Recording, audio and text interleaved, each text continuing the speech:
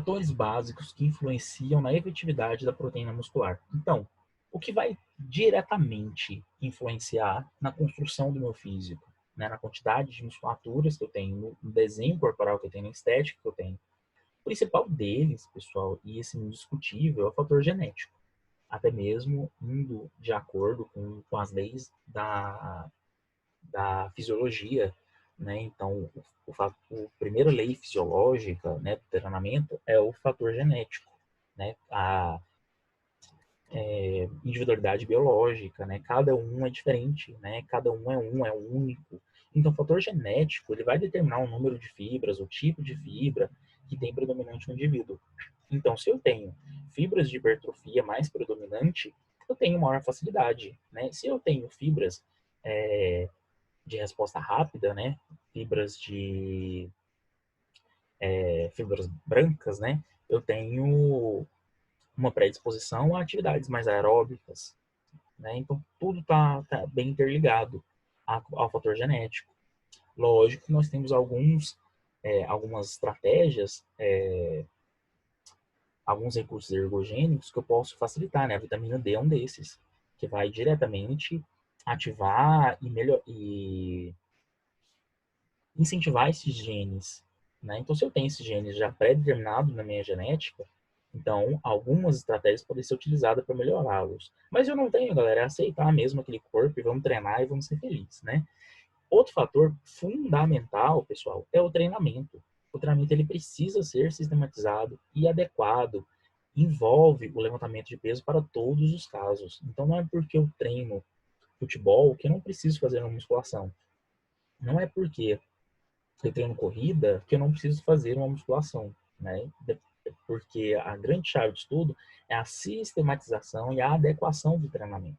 Então, se eu falo de musculação, eu preciso ter um treino sistematizado para a hipertrofia muscular, né?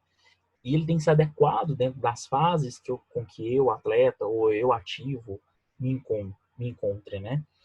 E se eu for esportista, se eu for atleta de outros esportes, eu preciso fazer como forma de fortalecimento, de prevenção.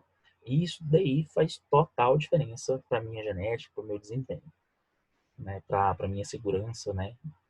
E o último fator ali, e não menos importante, é a nutrição, né? A adequação dos nutrientes aos exercícios. Então, mais uma vez, a nutrição esportiva, ela se difere da nutrição clínica. Ela está, sim, envolvida, ela não é mais importante, com certeza não, mas ela tem o seu grau de importância dentro da nutrição. E a nutrição se faz necessária, né? Quando se fala de rendimento, quando se fala de estética, quando se fala de musculação até mesmo para atividades de pessoas ativas, né? É, como que eu gosto de chamar muito, os não atletas, enfim. Então, recreativas, né? Musculação recreativa, aquele pessoal que quer ir para academia para ficar bonito, para ficar com um corpo bacana. Então, a nutrição faz total importância. E as recomendações? Qual é a minha recomendação de proteína? Então, atletas e ativos têm um limiar aí para hipertrofia de 1,6 até 1,8 gramas por quilo de peso por dia, certo? E quando eu falo de exercícios, esportes de resistência, como corrida, ciclismo, algumas provas de natação, então eu tenho aí de 1,2 a 1,6 gramas por quilo de peso. Então depende muito do limiar, né?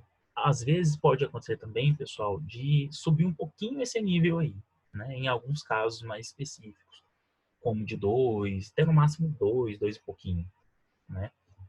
Mas o ideal, bacana, tanto para atleta quanto ativo, é isso daí. Então, se eu tenho um aluno que ele é ativo, ele não é atleta, e ele consome menos do que 1,6, eu posso equiparar isso a 1,6 na minha recomendação, certo? Se ele já consome, eu vou ver a qualidade dessa proteína, certo?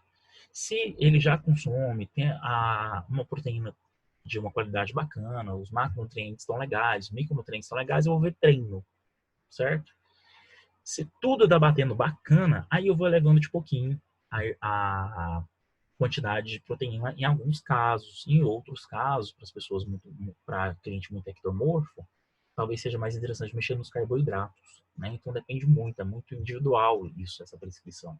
Mas a faixa de utilização é essa daí, ó, de 1,6 e 1,8. A gente precisa de ter feeling, né? Fazer e acompanhar e pegando esse feeling que não tem como ser repassado, né? Existe um limiar e a gente vai trabalhando com ele dentro de cada caso. A importância do desempenho da proteína é na regeneração do tecido muscular, sem dúvida alguma. E a preservação do funcionamento dos rins. Então, eu não posso aumentar muito a quantidade de proteína, porque eu posso sobrecarregar os meus rins, sim, nessa dispêndio de ureia, né, que eu posso acumular. Um exemplo bacana, ó, um indivíduo de 70 quilos deve consumir uma média de 112 a 126 gramas de proteínas por dia. Então, vamos observar aqui, ó, 2 bifes de 120 gramas têm um total de 50 gramas de proteína. 480 ml de leite tem uma quantidade de 200 gramas de proteína. 60 gramas de queijo tem uma quantidade de 20 gramas de proteína. E 280 gramas de feijão tem uma quantidade de 18 gramas de proteína. No total do dia, nós consumimos uma média de 108 gramas de proteína. Então, é fácil atingir recomendações diárias de proteína, somente com alimentos. Não há necessidade de fazer uma suplementação, correto? Que nós vemos hoje na prática clínica, ou principalmente nas academias, é onde a própria pessoa busca a aquisição de suplementos, ou então um outro fator muito alto, né, em algumas pesquisas que eu estava vendo, a primeira pessoa que apresenta a suplementação, né, como recurso de melhora de desempenho é a própria pessoa, tá, em primeiro lugar, ele vai e busca isso em casos especializados ou na própria academia. Em segundo lugar, está um amigo, então o amigo ele vende bem mais a suplementação, né? Em terceiro lugar está o professor, o personal, onde ele vende bem mais a suplementação do que o nutricionista. E por último está o próprio nutricionista, né? Lógico que nós compreendemos que isso é um problema relacionado a acesso. Nem todas as pessoas que estão na academia têm acesso a um acompanhamento nutricional. Porém, o que me preocupa nisso tudo é qual orientação, como que a pessoa entende a utilização de suplementação, né, por si só, que leva a pessoa a consumir por si só, a comprar, e até mesmo, que me preocupa também, os profissionais de educação física. Será que tem conhecimento para poder indicar isso? Será que sabe a ingesta nutricional de cada cliente, o quanto que ele come de proteína, de carboidrato, de lipídios, né, e faz essa suplementação? Será que eu não estou exagerando um pouco na proteína? Né? Então, esse exemplo ele veio para trazer que é fácil bater as quantidades de proteína. Super fácil.